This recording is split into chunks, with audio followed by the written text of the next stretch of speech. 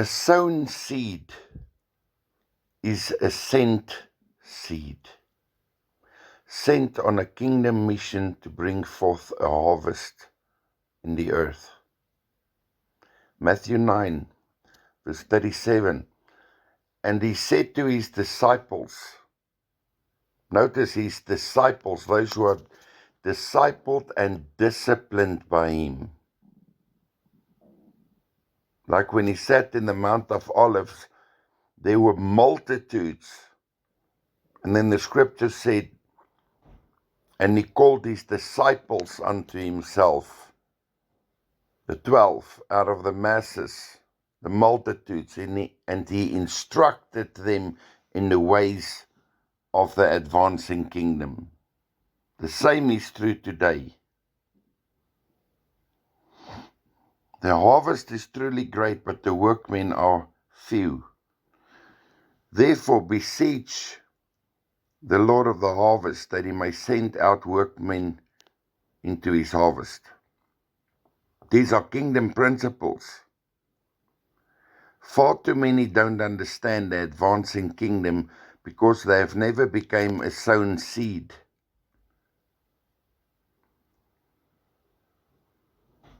The kingdom advances and its fruits understood through the principle of Christ, which is a lay down life. John 15, this is my commandment, that you love one another as I have loved you. So how did Jesus Christ love us? No greater love than this as a man,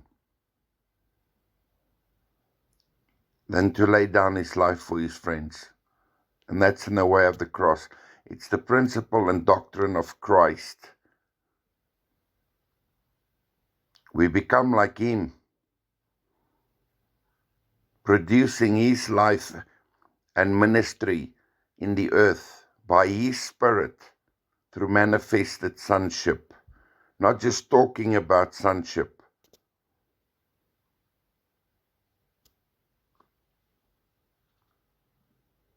God's kingdom advances and is multiplied as given in Matthew 28 in the Great Commission.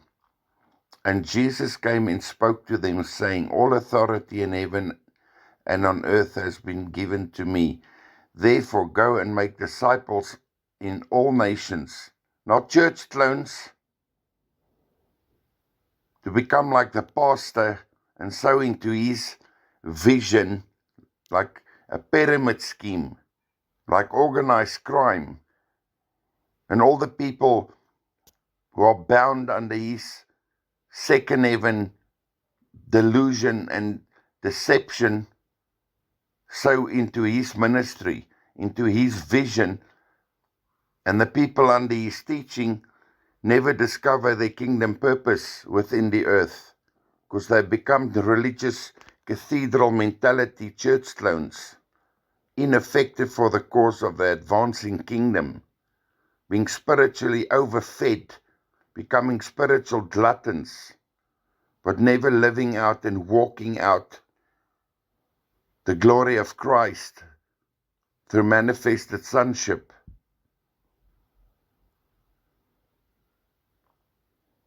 Making disciples of all nations, teaching them all things that I have commanded you.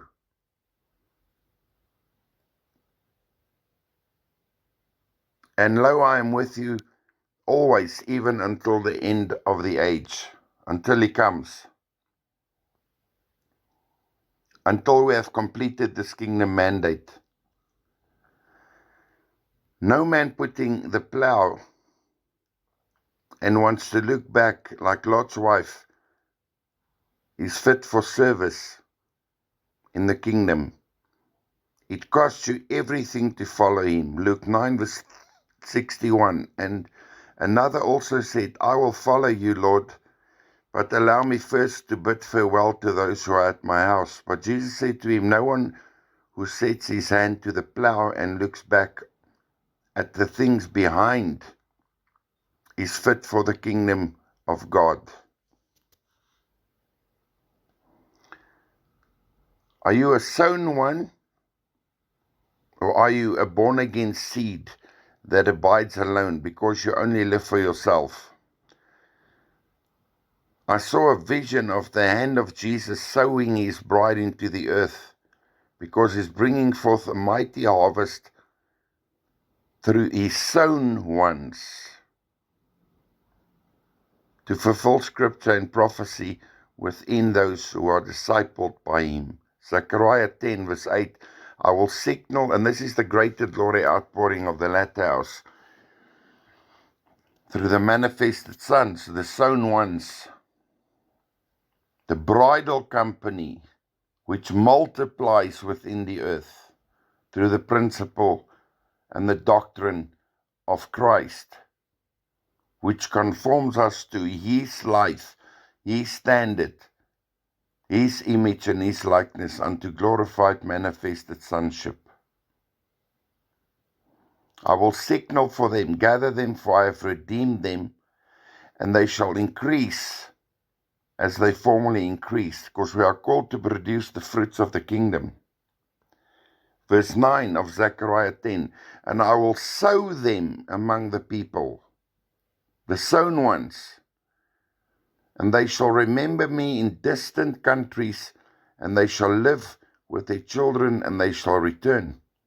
Satan, through false doctrine, has destroyed the harvest of so many people, and they will surely give an account of themselves to God.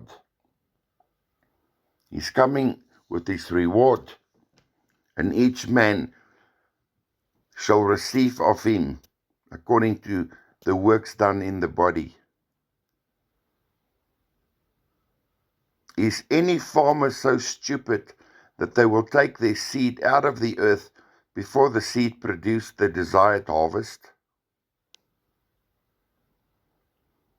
There's no way that God the Father, who himself is the farmer, the husbandman, will remove the seeds prematurely through the so-called rapture out of the earth before he has first used his laborers in his field to gather his entire harvest before the coming of the Lord, after the time of the shaking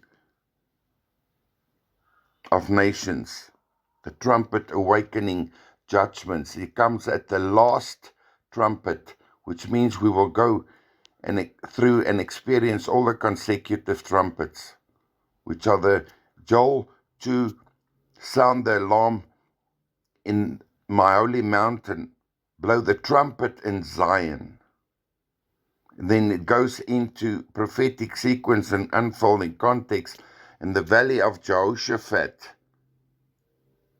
the harvest of the nations before the end can come, before the coming of the Lord.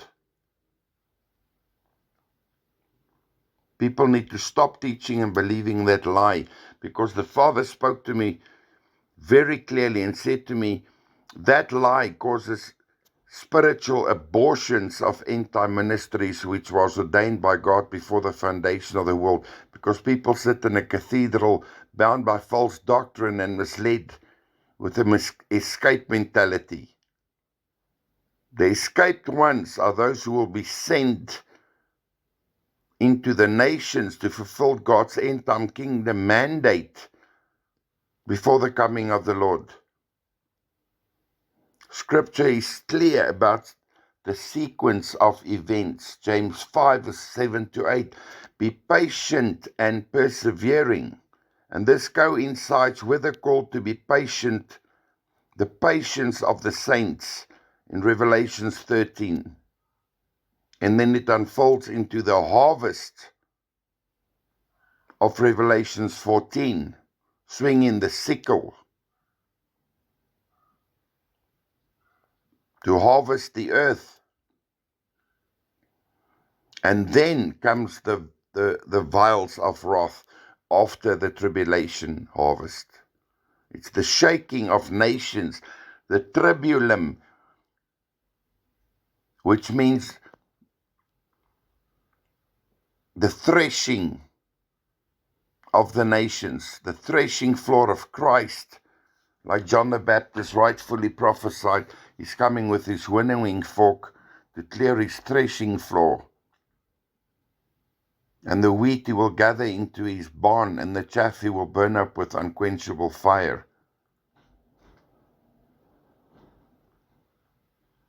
Therefore be patient, brethren, until the coming of the Lord. That's after the tribulation. See how the Father waits for the precious fruit of the earth. Like the Father said to me, they're waiting for a rapture. I'm waiting for my harvest. That's the greatest end-time prophetic sign before the Lord can come, as laid out in Joel chapter 3. The day of the Lord draws near in the valley of decision, where the harvest takes place. Waiting patiently for the harvest of souls until it receives the early and the latter rain. That's the birth of the church. The church began with harvest and it will end with a harvest. You also be patient, establish your hearts, for the coming of the Lord draws near. And this is in line with the entire prophecy of Joel. Joel 3, verse 12 to 14. Let the nations be awakened, the great awakening, and come up to the valley of Jehoshaphat. Jehoshaphat means Jehovah has judged, because the harvest is the judgment. For there I will sit to judge all the surrounding nations. Put in the sickle, for the harvest is ripe. Come down, for the winepress is full, the vats overflow, for the wickedness is great. Multitudes, multitudes in the valley of decision. And then, after the harvest, for the day of the Lord is near in the valley of decision. In perfect unfolding prophetic sequence of events, no confusion. We are in the time of the Zechariah 10 latter rain, greater glory outpouring, and the great that shall explode through the lives of the manifested sons, who will walk this earth like Jesus walked, manifesting his life and ministry as laid out in Isaiah 61. The Spirit of the Lord is upon me, because he has sent me to bind up the brokenhearted and to preach the gospel of the kingdom. We are the lives, the seed of those who have willingly fallen into the ground to serve his kingdom purpose in the way of the cross. That's the principle and the way of Christ. Is found in the way of the cross. Then he illustrates what brings forth the law of multiplication, the harvest, in his own life, like a perfect forerunner leader. John 12, verse 12 to 26, most assuredly I say to you, unless a grain of wheat falls into the ground and dies, it remains alone. But if it dies, in other words, it follows Christ, not just to the cross as a born-again baby seed, it follows Christ through the cross, to be slain and sown by the cross. Because the death of the seed produces multiplication, the advancing kingdom, which produces the fruits of the kingdom, the fruits of manifested sonship and the fruits of righteousness. That which is right in the presence of God. And Jesus says, he who loves his life will lose it. In other words, you will lose your purpose. If you love this world and your flesh more than his purpose for your life. But he who hates his life in this world will keep it for eternal life. If anyone serves me, because we're not called to serve ourselves, we are called to serve him. If anyone serves me, let him follow me, and where I am, there my servant will be also. If anyone serves me, him the Father will honor. Those are the sons. These are those who are raised up to become the manifested sons of God, manifesting the actual life and ministry of Christ in the earth as laid out in Isaiah 61. Not just born-again babies that camp on the level of salvation, being ignorant and disobedient to lay themselves down in obedience to Christ in the way of the cross, according to Philippians 2, Philippians 3, Psalm 24, Hebrews 12, and Romans 8. Most are just distracted, born-again civilians whose mind are on earthly things. They are ignorant of the upward call of God in Christ unto manifested sonship. The bridal sons and daughters are all discipled and disciplined to become like Christ, a man of war. We are called to walk as he walked, in agreement and unison, fused together into oneness with him, and to release those who are trapped in the captivity of Satan. And we see this awesome principle in Isaiah 42 from verse 13. The Lord shall go forth as a mighty man. He shall stir up jealousy like a man of war. He shall cry, yea, shout aloud. He shall prevail against his enemies. Because we are the coming advancing kingdom, as prophesied in Daniel 2, the threshing kingdom.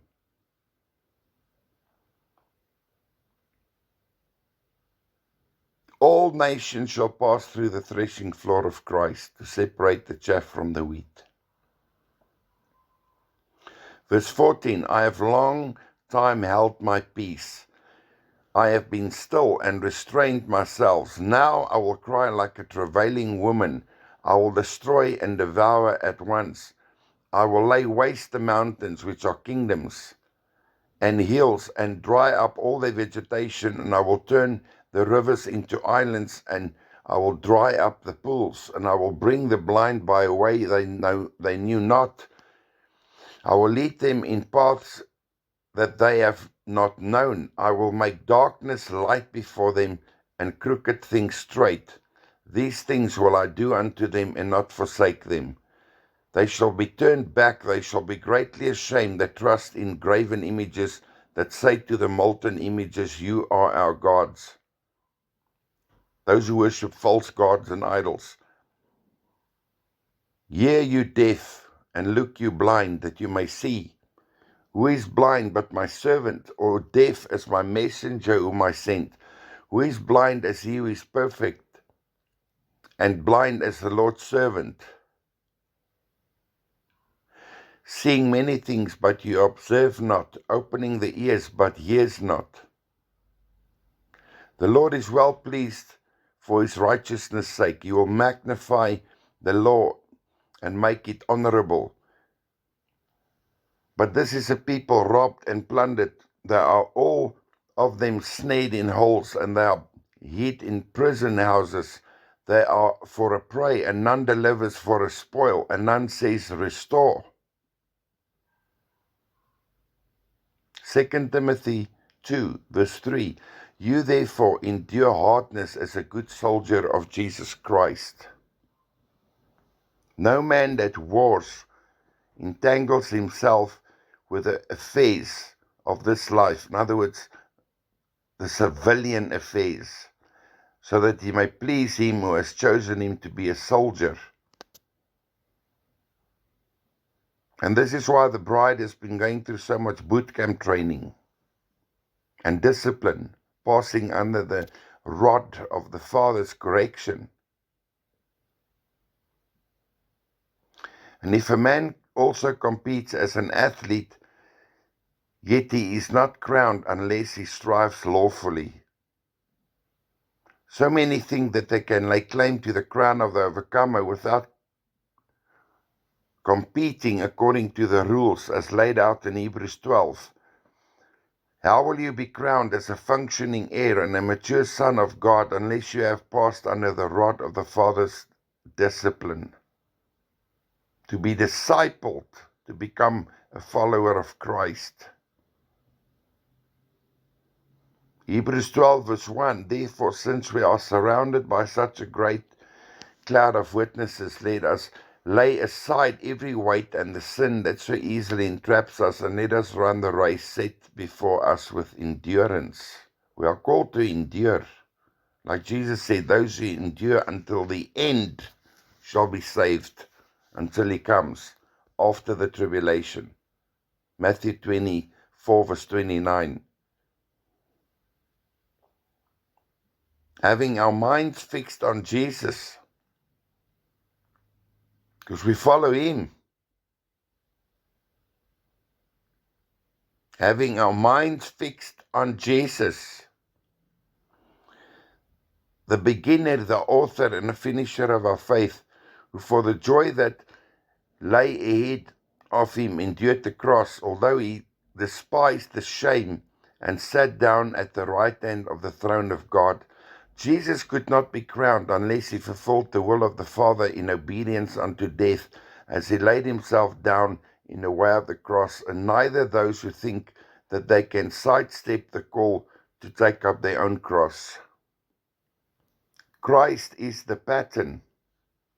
Philippians 2, let this mind be in you which was also in Christ, who although he existed in the form of God, did not consider it robbery to be equal with God, but emptied himself and was made in the likeness of men, and took the form of a servant. Like he said in Luke 22, I am amongst you as one who serves. And being found in the manner of man, he humbled himself and became obedient unto death, even the death of the cross. Therefore God has also highly exalted him, and bestowed upon him a name which is above every name, that at the name of Jesus every knee should bow, of beings in heaven and on earth and under the earth.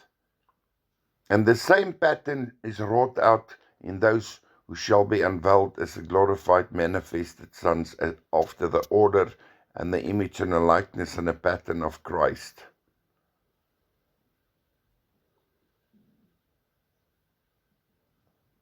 No cross, no glory. God will gather all of his heirs of salvation before the end.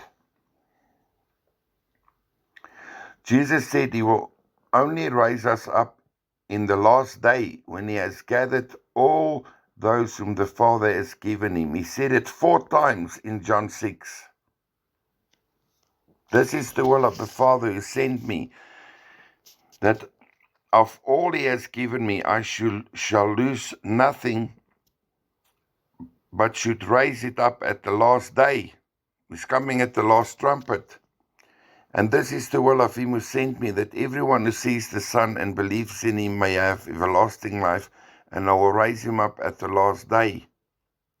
No one can come to me unless the Father who sent me draws him, and I will raise him up at the last day.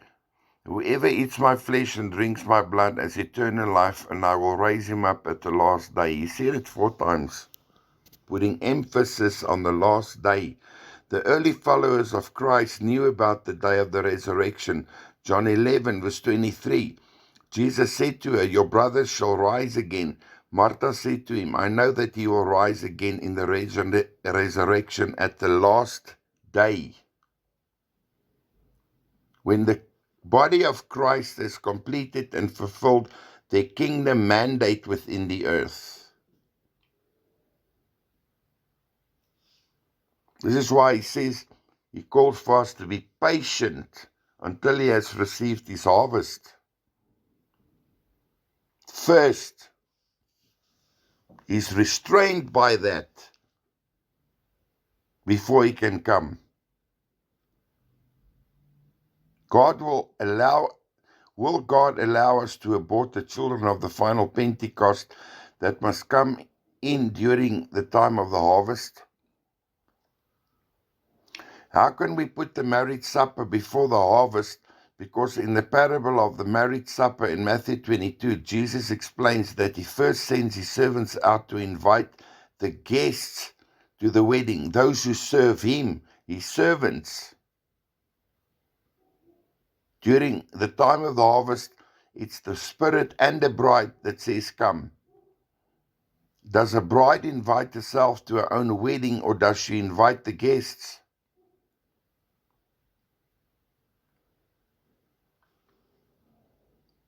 Matthew 22 verse 8, then he said to his servants, the wedding is ready, but they who were bidden were not worthy. Go you therefore into, because many made excuses to become the bride.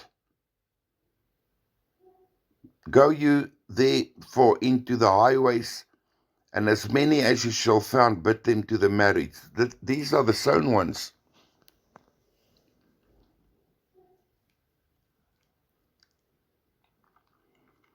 So those servants went out into the highways and gathered together as many as they found, both bad and good, and the wedding was furnished with guests.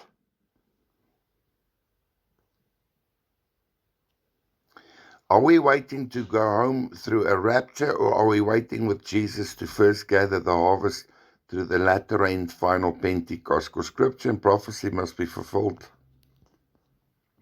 You can't sidestep these things. And these are the apostolic prophetic blueprints that cuts and destroys all second heaven false doctrine to pieces. Because when the body on earth, led by his Spirit, comes into agreement with he, the Lord of the harvest, who sits in the heavens, his Spirit, power, and glory and presence fills that body, and it displaces principalities. And that's the context of Revelations 12. Satan and his princes cast out because there was a displacement taking place of those who are brought into oneness and agreement with the Son who sits in the heavens. The manifested sons who manifest the life and the glory and the principle of Christ within the earth. Jesus spoke to me the following word about the end time harvest. You shall note that it was the Lion of the tribe of Judah who prevailed to open the seven-sealed book. My bride also prevailed, and I'm opening up to you, my beloveds, the holy realm of the revelation of God. I am coming to reveal myself in my prevailing abandoned bride. You are now entering the realm of my revelation, which is the book of Revelation, the apocalypsis, the coming kingdom, through apocalyptic unfolding end-time events. And he comes, for his bride is coming to gather his harvest and to judge the nations. The realm of my revealed purpose for your surrendered lives.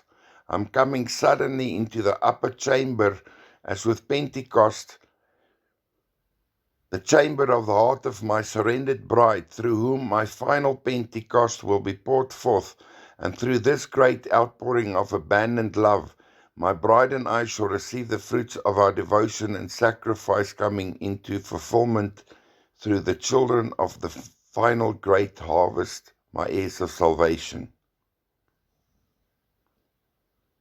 Because there are children born out of this marriage union between Christ and the sown ones.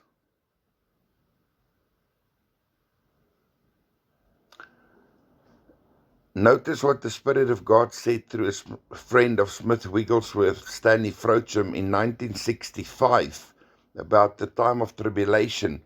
The Lord says, I'm going to prepare you for the coming days by a hard path that will cause many to cry out continually unto me. For when the going is easy, men do not seek me, but rejoice in a temporary blessing. And when that blessing is removed, they so often turn this way and that way, but do not come to me. I'm showing you these things in order that you may seek me continually and with great diligence. As you seek me, I will open up truths to you that you have not seen before, and these very truths will be such that will enable you to stand in these last days. As you are persecuted, reviled, and rejected by your brethren, then you will turn to me with all your heart and seek me for that spiritual life that you need, so that when the tribulation comes, you will have that which will enable you to stand. For many will be tossed to and fro. Men's hearts shall fail them because of trouble on every hand. These days shall be very terrible, the likes of which have never been seen before.